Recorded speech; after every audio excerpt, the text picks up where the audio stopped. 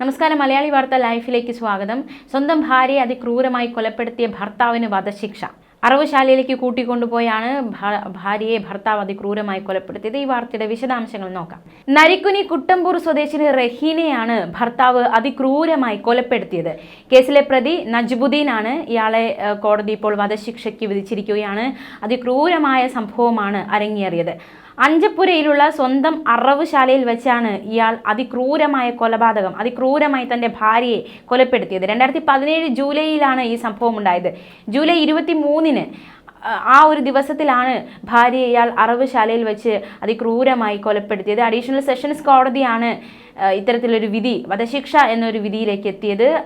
Additional sessions കോടതി judge AV tells us ആണ് വിധി പ്രസ്താവന നടത്തിയത്. അഞ്ചുപുരയിൽ അറവുശാലയും പൈനിങ്ങൽ ജംഗ്ഷനിൽ ഇറച്ചിക്കടയും നടത്തുന്നയാളാണ് പ്രതിയായ നജ്ബുദ്ദീൻ.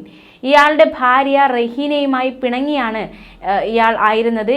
പിണങ്ങിയതിനെ തുടർന്ന് താമരശ്ശേരി കുടുംബ കോടതിയിലും മജിസ്ട്രേറ്റ് കോടതിയിലും ഇരുവരും തമ്മിൽ കേസുകളുണ്ടായിരുന്നു. അതായത് കുടുംബ പ്രശ്നങ്ങൾ തുടക്കത്തിൽ തന്നെ ഇരുവർക്കുമിടയിൽ നിലനിന്നിരുന്നു. പക്ഷേ ഒരു ഘട്ടത്തിൽ വന്ന് ഈ പ്രശ്നങ്ങളെല്ലാം പറഞ്ഞു തീർക്കുകയും ഇരു കൂട്ടരും ഒരു രമ്യതയിൽ എത്തുകയും ചെയ്തു.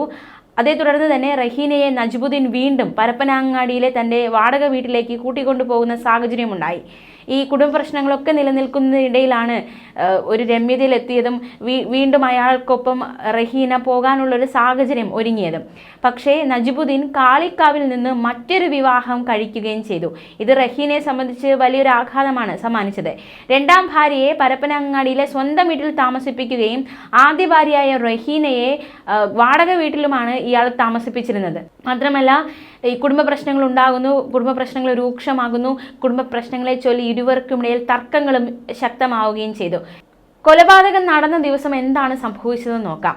അറവുശാലയിൽ സ്ഥിരമായി സഹായത്തിന് വരാറുള്ള പണിക്കാരെ ഫോൺ വിളിച്ചിട്ട് കിട്ടുന്നില്ല എന്ന് പറഞ്ഞാണ് നജ്ബുദ്ദീൻ അറവുശാലയിലേക്ക് റഹീനയെ കൂട്ടിക്കൊണ്ടുവരുന്നത്.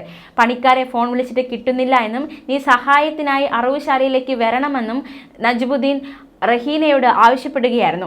റഹീന ഈ ആവശ്യപ്രകാരം അറവുശാലയിലെത്തി. പുലർച്ചെ 2 മണിയോടെ റഹീന നജ്ബുദ്ദീനോടൊപ്പം ബൈക്കിൽ കയറി അറവുശാലയിലേക്ക് പോയി. റഹീനയുടെ മാതാവ് സുബൈദയും സഹോദരി റിസാനയും ഈ സമയം വീട്ടിലുണ്ടായിരുന്നു. പക്ഷെ ആരും അറിഞ്ഞിരുന്നില്ല മരണത്തിലേക്കാണ് റഹീന പോകുന്നതെന്ന്. പിറ്റേന്ന് റഹീനയെ നരിക്കുനിയിലുള്ള സ്വന്തം വീട്ടിലേക്ക് കൊണ്ടുപോകാൻ എത്തിയതായിരുന്നു ഈ സഹോദരിയും അതുപോലെ തന്നെ മാതാവും.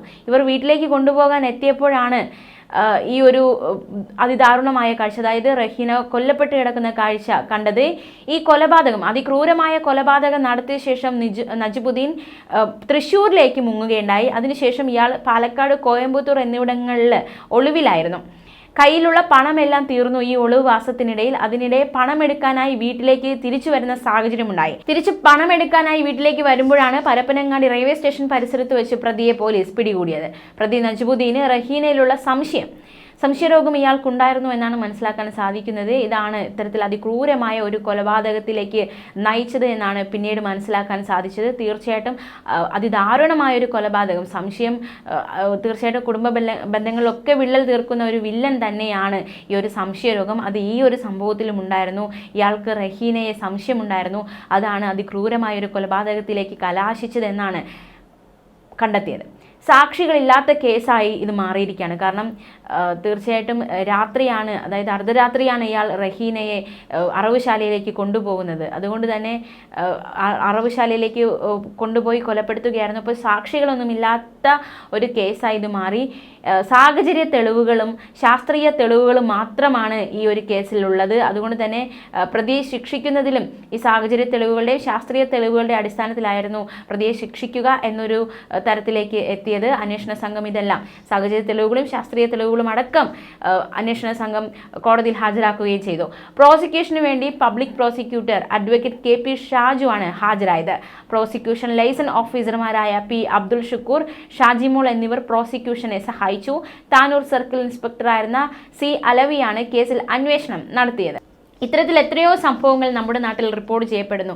ഒരു സംശയത്തിൻ്റെ പേരിൽ, അല്ലെങ്കിൽ സ്വന്തം ജീവിത പങ്കാളിക്ക് മറ്റൊരു ബന്ധമുണ്ട് എന്ന ഒരു സംശയം, വെറുമൊരു സംശയം മാത്രമായിരിക്കാം, ഈ സംശയത്തിൻ്റെ അടിസ്ഥാനത്തിൽ കൊലപ്പെടുത്തുന്ന അല്ലെങ്കിൽ അതിദാരുണമായി ജീവിത പങ്കാളിയോട് പെരുമാറുന്ന കൊലപ്പെടുത്തുന്ന എത്രയോ സംഭവങ്ങൾ റിപ്പോർട്ട് ചെയ്യപ്പെട്ടിട്ടുണ്ട്.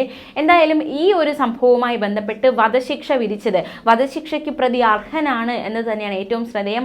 വളരെ അപൂർവമായ കേസുകളിൽ മാത്രമേ വധശിക്ഷയ്ക്ക് വിധിക്കപ്പെടാറുള്ളൂ. എന്തായാലും ഈ കേസിൽ, അതായത് സ്വന്തം ഭാര്യയെ അറവുശാലയിലേക്ക് കൊണ്ടുപോയി അതിക്രൂരമായി കൊലപ്പെടുത്തിയ പ്രതിക്ക് വധശിക്ഷ വിധിച്ചിരിക്കുകയാണ് കോടതി. തീർച്ചയായിട്ടും പ്രതി ആ വധശിക്ഷ അർഹിക്കുന്നു എന്ന് തന്നെയാണ് ഇവരും പറയുന്നത്.